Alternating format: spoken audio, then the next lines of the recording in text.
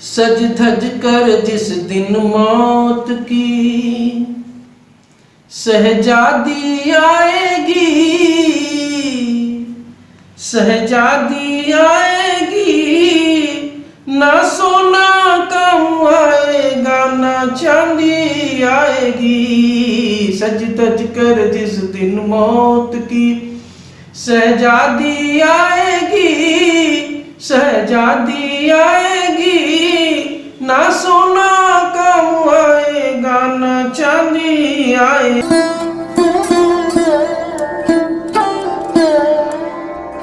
आप सभी को प्रणाम। सत्य सनातन की जय। ईश्वर की असीम अनुकंपा से, गुरु महाराज की असीम अनुकंपा से हम सभी लोगों को भगवत चर्चा करने का परम सौभाग्य प्राप्त हो रहा है। गुरु वंदना कर लेते हैं।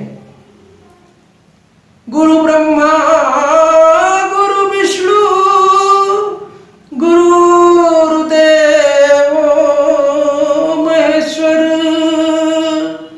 गुरु साक्षात पार ब्रह्म, तस्मै श्री गुरुवे नमः। आप बेटी वास्तव में गुरु की वंदना करें मन से। गुरु जो रास्ता दिखाते हैं, जो मार्ग दिखाते हैं, आपका मन कितना भीगेगा आप करके इसको जरा सा एक बार आप भी गुरु वंदना करके देखें। आप सभी लोग ये सनातन मिशन का जो चैनल है वो आपके उस गौरवशाली बार बार इतिहास को दिखाने का प्रयास करता है। जैसे एक बहुत छोटी बात हम आपसे कहना चाहेंगे, आजकल का जो बॉलीवुड है वो क्या क्या दिखाने का, क्या बताने का प्रयास कर रहा है, आप लोगों से कुछ छुपा नहीं है। अपने बच्चों को का विशेष आप ध्यान रखें और उसको ये जरूर बताएं कि हमारे जो आध्यात्मिक पहलू, जो हमारा आध्यात्मिक जीवन क्या है, किससे किस तरह परिवार संलिप्त हो सकता है, इसको जरूर ध्यान रखें आप। और यदि कोई भी रास्ता समझ में नहीं आता है आपको, तो आप जो है प्रभु राम का जो जीवन चक्र है, भाई भाई के प्रति क्या प्रेम है, माँ का बेटे के प्रति क्या कर्तव्य है, पत्नी का पति के प्रति क्या कर्तव्य है, बस कुछ नहीं समझ में आता है कि क्या करना चाहिए, क्या आप कुछ नहीं जानते। मान लीजिए आप कोई पढ़ाई लिखाई नहीं किए हैं, आपके अंदर सारे अवगुण भरे हैं, लेकिन फिर भी मैं ये दावे के साथ करता हूँ, यदि आप प्रभु राम के चरित्र को अपने जीवन में उतारने लगेंगे तो आपको कोई बाल भी अगवा कर नहीं कर सकता।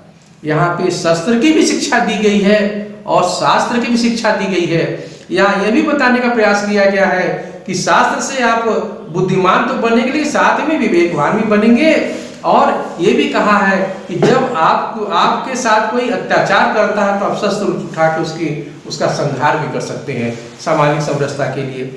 एक कथा लेके आगे हम बढ़ते हैं कि आज क्या हो रहा है कि भगवान से ज्यादा जगत में लोगों का ज्यादा मन लगता है। ऐसा क्यों? अब देखें, मन की स्थिति यह होती है कि मन जगत में संसार में ज्यादा लगता है और भगवान में कम लगता है। इसका कारण यह है कि भगवान क्या है, वो सुने जाते हैं और जगत दिखाई पड़ता है, जो कि जगत मिथ्या है। आप रहेंगे नहीं रहेंगे तब भी संसार रहेगा, लेकिन भगवान यदि नहीं रहेंगे तो जगत भी नहीं रहेगा। यही सही है। इसलिए भक्त होना किसी वीरता से कम नहीं, भगवान की कृपा से ही कोई भक्त बनता है। कामी क्रोधी लालची इनसे भक्ति न होए, भक्ति करे को सूरवान, जाति वरण कुल खोए। कहते हैं कि ये कामी क्रोधी लालची, इनसे तो भक्ति हो ही नहीं सकती। ये तो भी जगत में ही घुस जाएंगे, हमेशा जगत की ही बात करेंगे, अपने फायदे की ही बात करेंगे। भक्ति वही कर सकता है कि जो जाति का वर्ण का ध्यान न करते हुए भगवान में ही रम जाए, वही भक्ति कर सकता है। भक्ति भी किसी वीरता से कम नहीं होती। देखिए, आप सभी लोगों से प्रार्थना यह है कि जो भगवान की अविरल भक्ति की धारा बह रही है, इसमें आप सभी लोग भी गोते लगाएं और साथ में लोगों को जोड़ें। आप सब्सक्राइब भी करें लाइक भी करें और शेयर भी करें, खुद भी करें और लोगों को भी कराएं। आगे कथा इस प्रकार से है कि आप देखें, एक शब्द मैं आपको समझाने का प्रयास करूंगा, गरुड़। गरुड़ शब्द का अर्थ क्या है?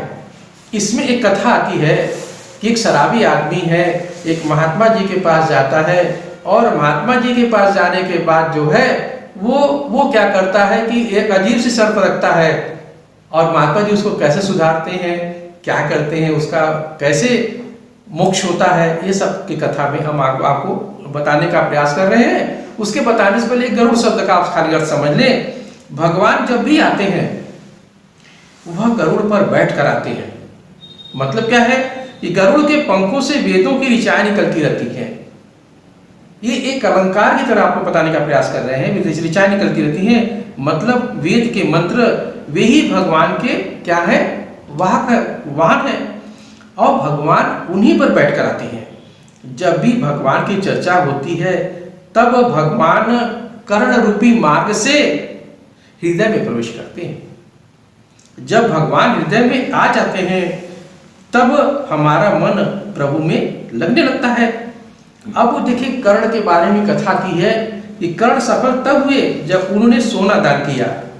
अब सोना निद्रा को भी कहते हैं और धातु को भी कहते हैं। आज भी कर्ण सोना दान कर रहे हैं। कर्ण के कारण ही तो हम सो नहीं पा रहे हैं।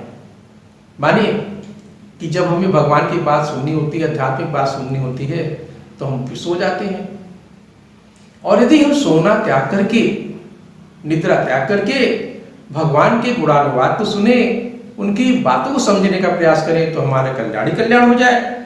अब एक बार भगवान शंकर अमर कथा सुना रहे थे। अमर कथा का माने यह है कि जो प्रभु राम हमारे शरीर में जो घट व्यापी है, हमारे शरीर में रमण कर रहे हैं, उनकी अमर कथा सुना रहे थे।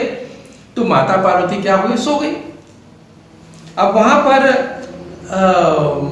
सुखदेव जी भी बैठे हुए थे। अब माता पार्वती के कर्ण तो हैं पर वो सोना दान नहीं कर सकी। अब वो क्या करती है, वो सो गई। तब वहां सुखदेव मुनि जी जो है वो हुंकारी भर रहे थे। जो जागने वाला है वही सोता है। भगवान शब्द के गरुड़ पर बैठकर कर्ण मार्ग से हृदय में उतरना चाहते हैं, पर कर्ण को तो सोना दान करना ही पड़ेगा। लेकिन हम सोएंगे नहीं, आंख बंद नहीं करेंगे तो हमें विश्राम भी नहीं मिलेगा। भगवान कहते हैं, यदि आंख बंद कर विश्वास के साथ मेरी भक्ति करो, कथा सुनो, तब सोने का सुख भी मिल जाएगा। एक संत के पास अब यहाँ पे वो जो कथा है शराबी वाली, वो कथा मैं स्टार्ट करने जा रहा हूँ। एक संत के पास एक व्यक्ति आया, बोला, महाराज मैं आपसे दीक्षा लूंगा, आपका शिष्य बनूंगा, लेकिन मैं शराब पीता हूँ, मैं छोड़ नहीं सकता। इस शर्त पर यदि आपको दीक्षा देनी होती दे दीजिए। अब संत बड़े चक्कर में पड़े कि ये तो बड़ा विचित्र आदमी है। अब बताइए, भगवान की भक्ति कर रहा है तो भगवान की भक्ति में ये कैसी शर्त है कि हम शराब पिएंगे। तो संत बड़े दयालु होते हैं, बोले ठीक है बस छोड़, पर एक काम करना। कौन सा काम? जब शराब पीना तब हमें याद कर लिया करना। मुझको लगा कि यह तो बड़ा आसान है। अब संत का प्रभाव ऐसा होता है, वातावरण का ऐसा प्रभाव होता है। अब संत जो है तो जीवन भर तो बड़े घर द्वार छोड़ करके भगवान में ही रमण करने वाले हैं और जिसको आशीर्वाद भी देते हैं, जिसके ऊपर भला करना चाहते उसका भला तो होना ही है, उसका भी मन देखिए अब निर्मल होने लगता है शराबी का। तो क्या है आगे कथा कि संत तो सुधारने का उपाय बताते हैं। जैसे ही शाम हुआ, उसकी आदत थी शराब पीने की, जैसे ही उसने पीने के लिए शराब उठाई, उसे गुरु महाराज की यानी संत जी की याद आ गई कि मुझे याद कर लेना। उसने अब संत को याद करना शुरू किया। अब संत को याद करना शुरू किया तो संत ने कहा, देखो जी हत्या करके भैया आप अपना पेट नहीं भर सकते, मदिरा पान करने से बुद्धि भ्रष्ट हो जाती है, मदिरा का सेवन करेंगे तो आप कुछ सोच भी नहीं सकते आगे को। अब इस तरह की बातें उन संत महाराज की बात उसके दिमाग में आने लगी। अब वो परेशान हो गया। तो जैसे ही उसने पीने की शराब उठाई, उसे संत जी की बात याद आ गई कि मुझे याद कर लेना। उसने संत को याद करना शुरू किया जैसे ही उसने ध्यान किया, उसे उस प्याले में संत की बड़ी बड़ी आंखें, उनका दिव्य स्वरूप उसे दिखाई देने लगा। उसको इतनी ग्लानि हुई कि वह पी नहीं सका। 1 सप्ताह बाद वह संत जी के पास पहुंचता है, कहता है महाराज मेरी शराब पीने की आदत छूट गई। संत बोले कि मैंने तो नहीं कहा था। शराबी कहता है आपका दर्शन होने से ही मेरा पीना छूट गया। तुलसीदास जी महाराज भी कहते हैं कि संत का दर्शन करना, प्रथम भगति संतन कर संगा, और दूसर भक्ति मेरी कथा प्रसंगा। कहते हैं कि यदि संत का तुम संगत कर लेते हो, मेरी कथा सुनते हो, तो तुम्हारा कल्याण ही कल्याण है। तो अब आपका दर्शन होने से ही मेरा पीना छूट गया। आगे आप ध्यान दें इस बात पे कि जब आप अपना मन इंद्रियों के द्वारा, वाणी के द्वारा, काया के द्वारा जो करें भगवान को अर्पण कर दे दिया। लेकिन यदि इसमें समर्पण के भाव से करेंगे तो भगवान आपकी प्रेरणा से हो रहा है और आपको मैं समर्पण कर रहा हूँ। जैसे ही आप भगवान का चिंतन करेंगे, भगवान का स्मरण करने से कर्म अपने से ही पवित्र हो जाएगा। यही भक्ति भागवत धर्म की विशेषता है कि जो योगेश्वर निमि महाराज के माध्यम से हम लोगों को समझाया है। एक छोटा सा भजन आपके सामने हम रखते हैं। सज धज कर जिस दिन मौत की सहजादी आएगी, सहजादी आएगी, ना सोना कम आएगा ना चांदी आएगी। सज धज कर जिस दिन मौत की सहजादी आएगी, सहजादी आएगी, ना सोना कम आएगा ना चांदी आएगी। छोटा सा तो कितने बड़े अरमान है तेरे, छोटा सा तो कितने बड़े अरमान है तेरे, मिट्टी का तो मिट्टी के सामान है तेरे।